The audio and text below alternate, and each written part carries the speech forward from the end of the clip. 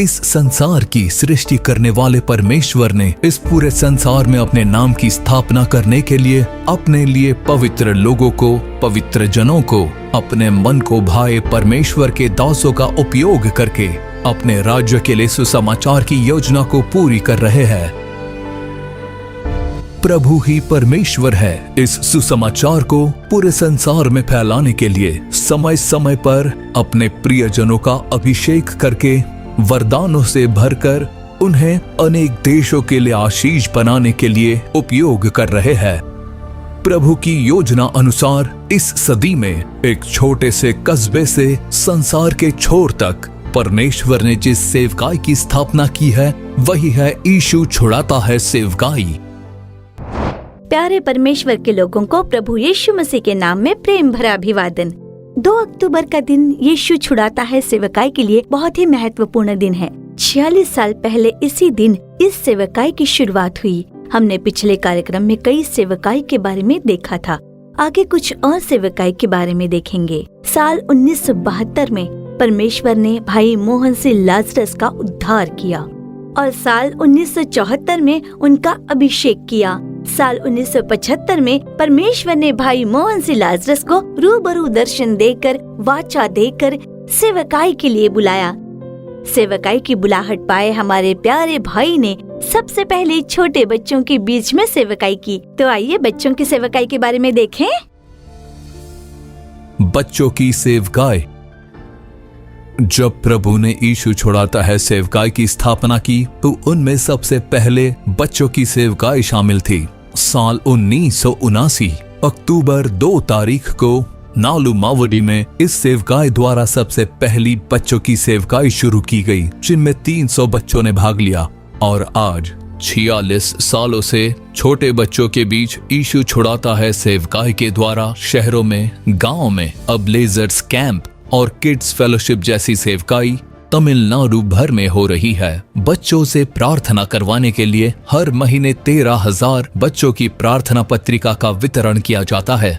इस समय बहन एशली एबनेजर की अगुवाई में प्रभु के सेवक अर्पण के साथ सेवकाई कर रहे हैं।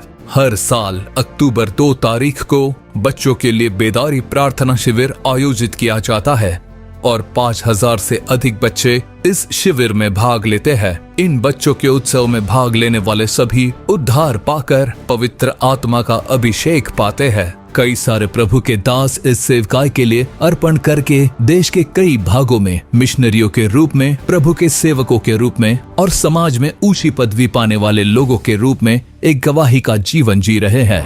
मेरा नाम है तंगविजया। मेरे पति का नाम है प्रिंस राजेंद्रन। शादी होकर अब करीब 30 साल हो गए हैं। हमारा एक बेटा और एक बेटी है। उन दोनों की ही पिछले साल शादी हो गई। मैं वेदांता में नौकरी कर रही हूँ और अब नौकरी के 30 साल हो चुके हैं। वहाँ पर मैं डिप्टी मैनेजर हूँ। अक्टूबर 2 तारीख के बारे में याद करते हुए हमारे मन में नालू माउडी में बच्चों की सेवकाई याद आ जाती है, क्योंकि उस सेवकाई में काफी मजा आता था। और मैं जब छोटी थी, साल 1979 से 1984 तक लगभग 6-7 साल नियमित रूप से जाती थी और वहाँ पर मुझे बहुत ही खुशी मिलती थी। सुबह वहाँ पहुँचकर वचन सुनती, वहाँ हमें नए नए गीत सिखाए जाते थे। उसके बाद प्रार्थना होती थी। जब मैं छोटी थी तब वो एक अलग प्रकार का अनुभव होता था, वचनों का अभ्यास होता था।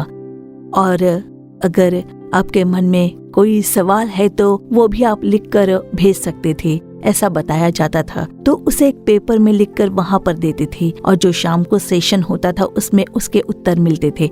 मुझे अभी भी याद है, उद्धार का क्या मतलब है, ऐसे सवाल वहाँ लिख कर दिया जाता था और भाई ने उसका उत्तर दिया। तो मुख्य रूप से मैं यहाँ पर यही कहना चाहती हूँ कि बचपन में मैंने जो वचन सुने, ऐसे शिविरों में जो वचन सुनाए जाते हैं वो गहराई तक जाते हैं, हृदय की गहराई में जाकर बसते हैं वो वचन, और कभी न कभी कहीं न कहीं वो हमसे बातें करते हैं। आज मैं जिस स्थिति में हूँ तो ये उस दिन बोया गया बीज है। तो ये जो बच्चों की सेवकाई है ये बहुत ही महत्वपूर्ण है। शायद तुरंत उसका रिस्पांस पता ना चले, पर परमेश्वर बात करते हैं, उसका मुझे अच्छी तरह से एहसास है और मैं उसके लिए गवाह हूँ।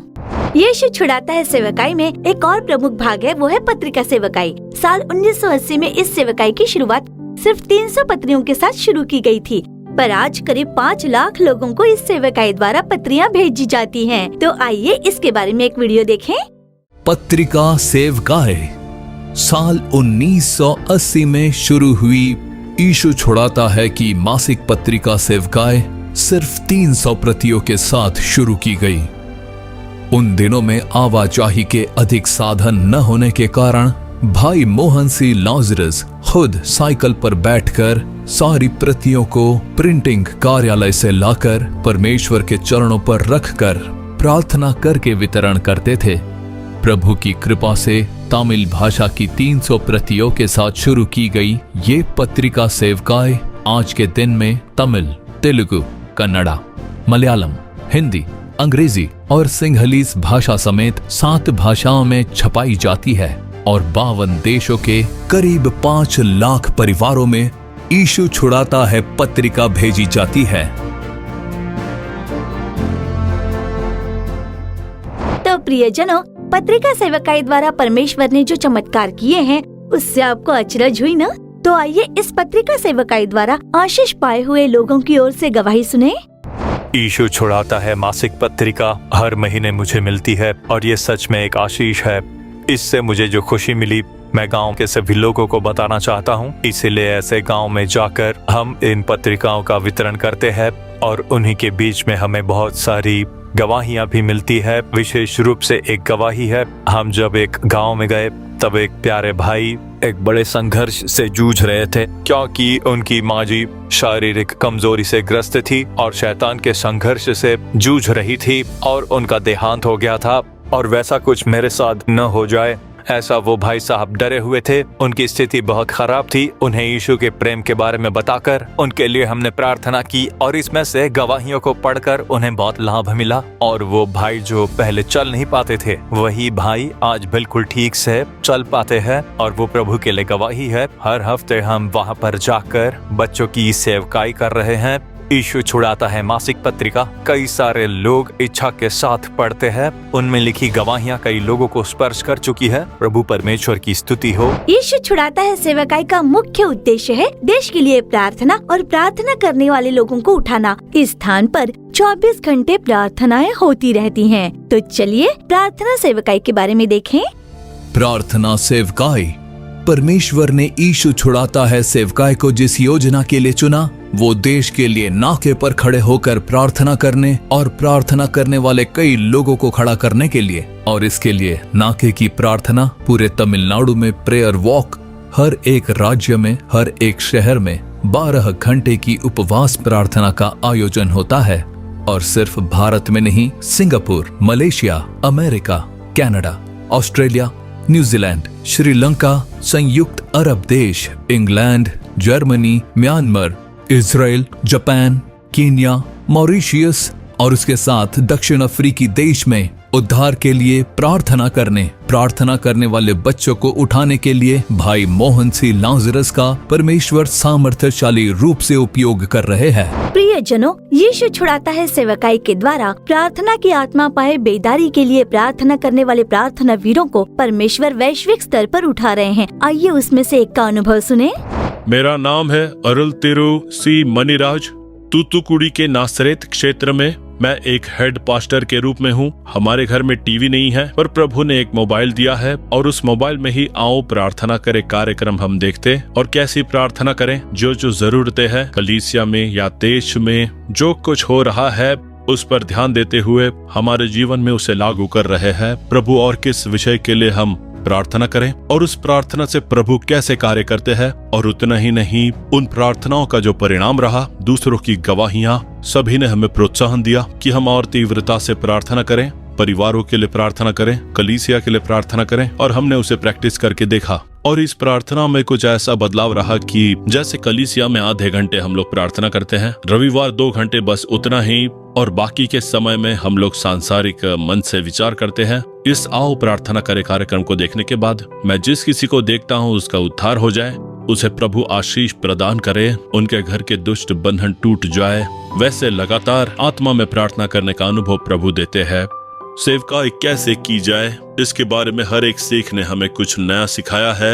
आत्मिक जगत में रहकर हमें प्रभु के बारे में और आत्मिक ज्ञान लेना है, लोगों की अगुवाई करने के लिए हे प्रभु आप हमें चलाइए। आओ प्रार्थना करें कार्यक्रम द्वारा जब हम किसी घर से संपर्क करते हैं तो कई लोग यही कहते हैं कि हमने प्रार्थना शुरू की और अब हम लोग पारिवारिक प्रार्थना करते हैं, परमेश्वर की शक्ति को देख सकते हैं। तो ऐसी कई गवाहियां हैं। आओ प्रार्थना करें कार्यक्रम कलीसिया में बहुत बड़े बदलाव को लेकर आया है। सेवकाई के लिए बहुत बड़ा प्लेटफॉर्म लगता है। भाई मोहन और यीशु छुड़ाता है सेवकाई को धन्यवाद देते हैं। जब आप लोग लगातार इस तरह के कार्यक्रम प्रदर्शित करते हो तो बाकी फिजूल की बातें लोग छोड़ देंगे, परिवार समिति से देखकर बल पाएंगे। कलीसिया में एक और बहुत बड़ा बदलाव होगा, ऐसा बदलाव जो पूरे संसार के लोगों में छा जाएगा। इसीलिए आओ प्रार्थना करें कार्यक्रम के लिए मैं प्रभु का धन्यवाद करता हूँ। यीशु छुड़ाता है सेवकाई में सबसे महत्वपूर्ण सेवकाई है टीवी सेवकाई। साल 1975 में यीशु छुड़ाता है सेवकाई की शुरुआत से पहले ही, विशेष रूप से जब गांव में टीवी नहीं हुआ करता था, तब बहन बेगम नाम की मुसलमान महिला के द्वारा भाई मोहन से लाजरस को प्रभु ने दर्शन देकर कहा था कि तुम्हारा दूरदर्शन सेवकाई द्वारा उपयोग करूंगा। लेकिन उन दिनों में ऐसी बातें असंभव लगती थीं, लेकिन इन दिनों में प्रभु उसे पूरा कर रहे हैं। तो टीवी सेवकाई के विषय में कुछ जानकारी लेते हैं। टीवी सेवकाई। उन दिनों में जब भारत में तकनीकी विकास नहीं हुई थी, तब टीवी के द्वारा परमेश्वर के वचन का प्रचार भले ही असंभव सा लगा हो, पर प्रभु अपने सुसमाचार को फैलाने के लिए एक साधन के रूप में यीशु छुड़ाता है दूरदर्शन सेवकाई का उपयोग कर रहे हैं। साल 1996 जनवरी के 1 तारीख से दूरदर्शन के द्वारा टीवी सेवकाई में पहला कदम उठाया यीशु छुड़ाता है सेवकाई ने। वेलकम 96 नाम के इस कार्यक्रम द्वारा शुरू हुई ये टीवी सेवकाई आज 5 भाषाओं में 14 टीवी चैनलों पर और साल भर में 4,500 कार्यक्रमों को प्रस्तुत करता है, जिसके द्वारा संसार भर में करोड़ों लोगों तक परमेश्वर का वचन पहुंचाते हैं। तकनीकी विकास के चलते यूट्यूब, फेसबुक, ट्विटर, इंस्टाग्राम और व्हाट्सएप जैसे सोशल मीडिया के द्वारा हमारे कंफर्टर डिजिटल चैनल और कंफर्टर रेडियो इवेंजल OTT के माध्यम से संसार भर में सुसमाचार फैलाने के लिए एक जरूरी साधन के रूप में यीशु छुड़ाता है मीडिया सेवकाई का प्रभु सामर्थ्यशाली रूप से उपयोग कर रहे हैं। लॉकडाउन के समय में प्रभु की भविष्यवाणी के अनुसार शुरू की गई आओ प्रार्थना करें अद्भुत पर्व जैसे कार्यक्रमों के प्रसारण के द्वारा परमेश्वर बड़े बड़े चमत्कार कर रहे हैं। तो प्रियजनों, टीवी सेवकाई के द्वारा प्रभु के चमत्कारी कार्यों को हम लोगों ने इस समय देखा है कि नहीं? तो इस समय इस टीवी सेवकाई के द्वारा भी आशीष पाए एक व्यक्ति की गवाही सुनेंगे। 17 सालों से मैं गांजा और शराब के नशे का आदी था। गांजे के बिना तो जीना मुश्किल हो गया था। वैसी एक हालत में पहुंच चुका था मैं। या तो मैं काम पर जाता या फिर शराब पीकर पड़ा रहता। किसी के साथ जाकर गांजा पीता और किसी के साथ मारपीट भी किया करता था, जिसकी वजह से जेल जाना पड़ा। और फिर हालत ऐसी हो गई कि मैं तो रास्ते पर आ गया था। करीब 4 साल तक तो मैंने रास्ते पर ही जीवन बिताया। मेरा संपूर्ण जीवन रास्ते पर ही था। कोई मुझे देखता तो भी अपनी राह बदल देता था, बात नहीं करता। मेरे बच्चे बात नहीं करते थे। अगर कोई गांजे के नशे का आदी बन जाता है तो वो फिर छोड़ नहीं पाएगा। दूसरी कोई लत तो छूट भी सकती है, पर जो गांजे का आदी बन जाता है उसे मैंने आज तक छुटकारा पाते नहीं देखा। तो मेरी भी वही हालत थी। मैं उसे छोड़ना तो चाहता था, पर मैं उसे छोड़ नहीं पा रहा था। मुझे इन नशीली चीज़ों से छुटकारा पाना था। चरस गांजा छोड़कर मुझे एक अच्छा इंसान बनना था। इसीलिए मैं कई मंदिरों में जाया करता था, कई देवताओं की पूजा की, पर किसी देवता ने मेरा साथ नहीं दिया। करीब 25 साल से ऊपर हो गए, मैं नशे की आदत छोड़ नहीं पाया। और तभी लॉकडाउन के समय में मैंने हार मान ली थी कि अब मेरा कोई सहारा नहीं है। सारे मंदिरों में जाकर देख लिया, सारे देवताओं की पूजा करके देख ली। ऐसी हालत में मेरा जीवन एक प्रश्न चिन्ह बन चुका था। मैं अपनी पत्नी के साथ भी बुरा बर्ताव करता था। इस संसार में मुझसे बुरा पति और कोई भी नहीं हो सकता। उतना पीटता था मैं अपनी पत्नी को। बहुत पीटते थे, भला बुरा कहते थे, मेरे बाल नोचते थे। कई बार मेरे कपड़े तक फट जाया करते थे, ऐसा व्यवहार करते थे वो। मैं 3 साल तक जेल में भी रह चुका हूँ। कहीं फिर से मुझे जेल जाना न पड़ जाए, ये सोचकर मैंने अपना पूरा जीवन परमेश्वर को खोजने में लगा दी। अगर परमेश्वर सच में है तो मुझे फिर से जेल नहीं जाना है। ऐसी मैंने प्रार्थना शुरू की और ऐसी ही हालत में अपने आप को भूलकर आओ प्रार्थना करे कार्यक्रम देखा। मैंने कई बार भाई मोहन सी लाजरस के बारे में सुना तो था, कई लोगों ने बताया था, तो भाई मोहन के बारे में सुनकर मैंने वो कार्यक्रम देखना शुरू किया। उनका वो कार्यक्रम देखकर मेरे मन में एक बोझ उठा। उनकी बातें और बाइबल से संदेश, ऐसा लग रहा था जैसे परमेश्वर मुझसे ही बोल रहे हैं। तब मैंने भी प्रार्थना करनी शुरू की और जब से प्रार्थना शुरू की तब से मेरा जीवन मैंने रोते हुए परमेश्वर के हाथों में सौंप दी। मैंने कहा, प्रभु अगर आप सच्चे परमेश्वर हो तो इसमें से छुड़ाइए। मैं अपने माता पिता का अच्छा बेटा और अपनी पत्नी के लिए एक अच्छा पति बनकर रहना चाहता हूँ। ऐसे मैंने रोते हुए आंसू बहाकर प्रार्थना की और उस दिन से लेकर आज तक मैंने नशा नहीं किया। अब 1 साल से कोई नशा नहीं। अब तो नशा करने वाले लोग ही पसंद नहीं मुझे। और उसी दिन मैं समझ गया कि प्रभु यीशु ही सच्चे परमेश्वर है। तो प्रियजनों, यीशु छुड़ाता है सेवकाई को परमेश्वर ने 46 साल किस रूप से चलाया है, उसे हमने कुछ सेवकाई के द्वारा देखा। और इस समय हमारे आशीष के लिए भाई मोहन सी लाजरस प्रभु का संदेश लेकर प्रार्थना करेंगे। तो चलिए संदेश सुने।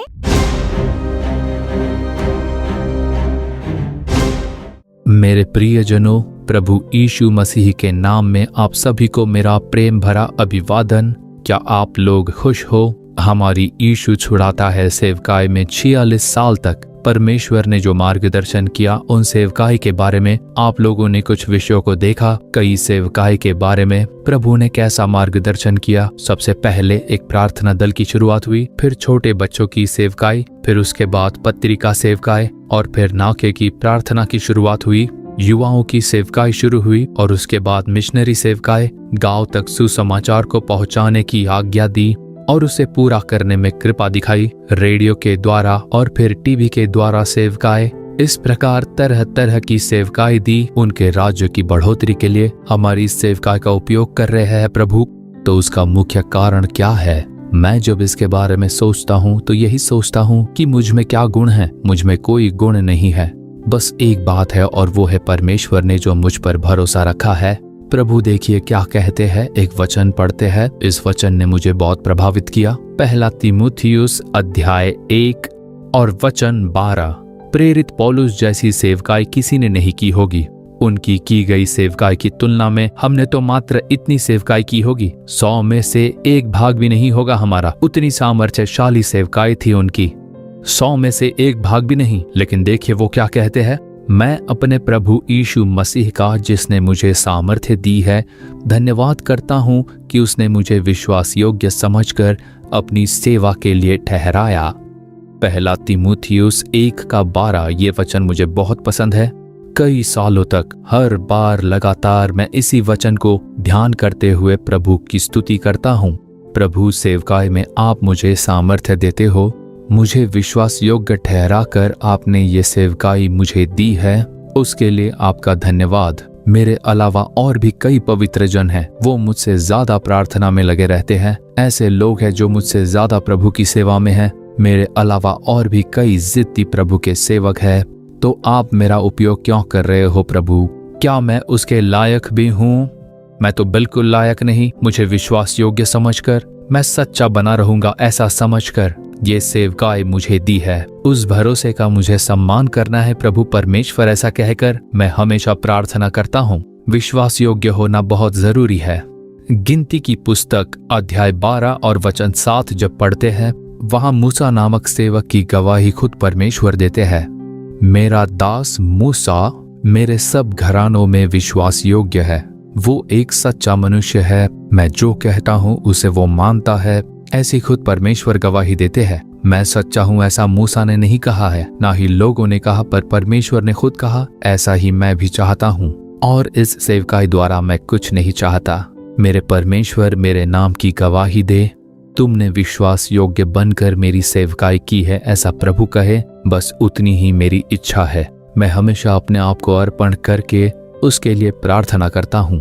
अब यीशु के बारे में इब्रानियों अध्याय 3 उसके पहले 2 वचन जब हम पढ़ते हैं तो वचन में देखिए क्या कहा गया है। मूसा जैसे परमेश्वर के सब घरानों में विश्वास योग्य था, ठीक उसी तरह यीशु मसीह अपने भेजने वाले पिता के प्रति विश्वास योग्य थे और उन्होंने पिता की सेवकाई पूरी की। तो मुझे अपने मनमर्जी सेवकाई नहीं करनी है, पर जैसा वो चाहते हैं उनके विश्वास योग्य बनकर पूरा करना ही परमेश्वर की इच्छा है। इसीलिए हमेशा मैं अपने आप को अर्पण करते हुए प्रार्थना करता हूँ। हर दिन मैं प्रार्थना करता हूँ, अर्पण करता हूँ कि आपकी इच्छा ही पूरी हो प्रभु, आपकी मन मर्जी करूँ मैं प्रभु, आपके लिए मैं विश्वास योग्य बना रहूं प्रभु, क्योंकि मुझे विश्वास योग्य समझकर ही प्रभु ने इस सेवकाई के लिए बुलाया है और उस भरोसे को मुझे बिल्कुल तोड़ना नहीं है। प्रभु, मुझ पर भरोसा रखकर आपने ये सेवकाई मुझे दी और उसमें मुझे बिल्कुल भी कमजोर नहीं पड़ना है, तो आप कृपा कीजिए। उसके लिए मैं लगातार प्रार्थना करता हूँ। तो प्रियजनों, आप लोग भी अपने जीवन में सच्चाई से चलने के लिए अर्पण कीजिए। ये सभी को बताई गई बहुत ही जरूरी सत्य है। मत्ती अध्याय 25 और वचन 21 में प्रभु यीशु एक बहुत ही जरूरी बात कह रहे हैं। जब मत्ती अध्याय 25 हम पढ़ते हैं तो यीशु के आगमन के बारे में 3 जरूरी बिंदुओं के बारे में प्रभु यीशु हमें बता रहे हैं।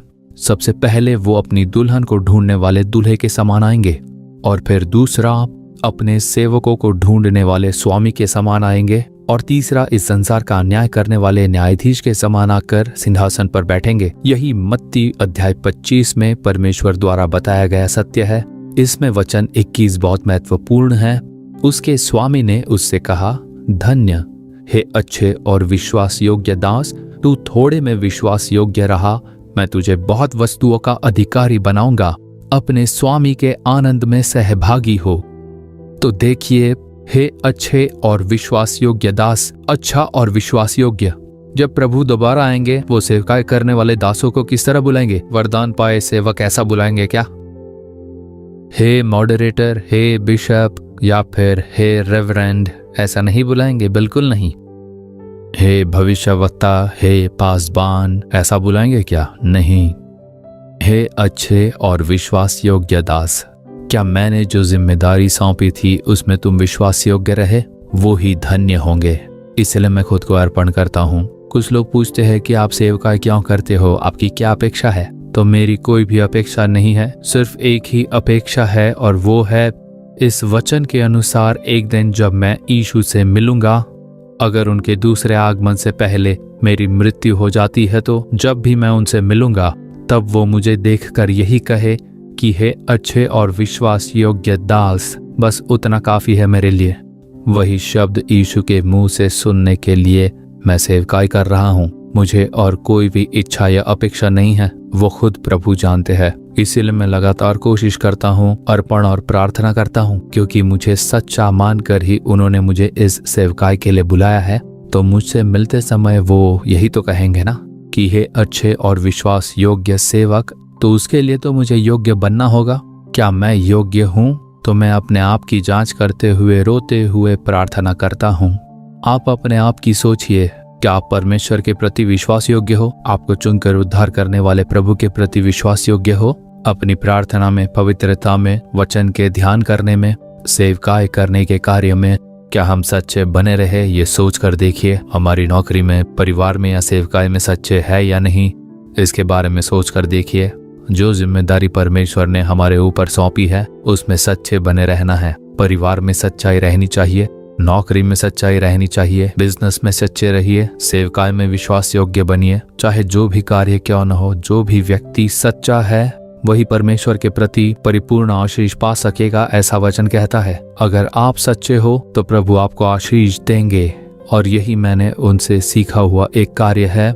आज ये सेवकाई चारों ओर इतनी फैली हुई है, तो इतने आशीष का जो मुख्य कारण है वो ये है कि मैं हमेशा अपने आप को सच्चा बनने में, अपने आप को अर्पण करके प्रभु की योजना पूरी करने के लिए अपने आप को अर्पण करते हुए प्रार्थना करता हूँ। आप भी अर्पण कीजिए, तब प्रभु आपके द्वारा महान कार्य करेंगे। क्या आप कहेंगे, हे प्रभु, मैं सच्चा बने रहने के लिए अर्पण करता हूँ। अगर किसी कार्य में मैं सच्चा नहीं बन पाया तो मुझे क्षमा करें, मेरे पाप क्षमा कीजिए। ऐसी आप प्रार्थना कीजिए, तब प्रभु कृपा करेंगे। अपनी आंखें बंद कर लीजिए। हे प्रभु, आप सच्चे परमेश्वर हो, हमसे आप सच्चाई की अपेक्षा रखते हो। प्रभु, आपने हम पर भरोसा किया है कि हम सच्चाई के साथ इस सेवकाई को पूरी करेंगे और यीशु छुड़ाता है सेवकाई की स्थापना करके आपने मेरे हाथों में उसकी बागडोर दी है। परमेश्वर, मुझसे जितना बन पाया मैंने विश्वास योग्यता के साथ कार्य किया। कोई कमी हो तो क्षमा करें, गलतियां माफ कर दीजिए। 100% सच्चाई के साथ आपकी सेवकाई करने के लिए आज के इस दिन फिर से मैं अपने आप को अर्पण करता हूं। परमेश्वर, हे प्रभु, इस समय इस वचन को सुनने वाले इस बेटे इस बेटी को आपके प्रति विश्वास योग्य बने रहने के लिए उन पर कृपा कीजिए। प्रभु, सच्चाई प्रकट करके उन्हें आशीष दीजिए। असत्य से भरे कार्य उनसे दूर हो जाए। प्रभु, आपके हाथ स्पर्श कर रहे हैं, उसके लिए धन्यवाद। आपने कहा था कि सच्चे मनुष्य पर बहुत आशीर्वाद होते रहते हैं। सच्चाई के साथ आपका अनुसरण करने के लिए अर्पण किए इन बच्चों को आपके परिपूर्ण आशीष से इन्हें भर दीजिए। परमेश्वर, इन सभी को भरपूरी का आशीष प्रदान कीजिए। परमेश्वर, आपने आशीष दिया है, उसके लिए आपका धन्यवाद। धन्यवाद। यीशु के नाम में प्रार्थना करते हैं, आमीन आमीन। तो मेरे प्रियजनों, सच्चाई के साथ जीवन जीने के लिए हमेशा ही अपने हृदय को आप तैयार रखिए। उसके लिए हमेशा प्रार्थना करते रहें। हमारे जीवन में परमेश्वर ने हमें जिस स्थान पर रखा है, हमें जो जिम्मेदारी सौंपी है, उसमें हमें सच्चा बने रहना है। विशेष रूप से सेवक अपनी सेवकाई में, पैसों के मामले में सेवकाई को सही रूप से चलाने के लिए, उपदेश देने में, प्रार्थना करने में, सच्चा बने रहने में हमें अर्पण करना होगा। अगर हम पैसों के मामले में सच्चे नहीं रहे तो ना ही परमेश्वर हमें आशीष दे पाएंगे, ना ही हमारे भरोसे सेवकाई सौंप पाएंगे। अगर उसके लिए हम अपने आप को अर्पण करते हैं तो हम परिपूर्ण आशीष को पा सकते हैं। उसके लिए मैं और यीशु छुड़ाता है सेवकाई आपके सामने गवाह है। परमेश्वर की कृपा आपके संग रहकर आपका मार्गदर्शन करे। आमीन। तो प्रियजनों, हमारी आशा है कि आज का ये कार्यक्रम आपके लिए लाभदायक रहा होगा। आपने जो भलाई पाई है उसे हमें जरूर बताइए। अगले कार्यक्रम में फिर से मिलने तक प्रभु की कृपा आपके संग बनी रहे। For further details and prayer support, contact Jesus Redeems Ministries, Nallumavadi, Tuticorin District, 628211. Our phone number 04435454545. Email info@jesusredeems.org. Our website www.jesusredeems.com. God bless you.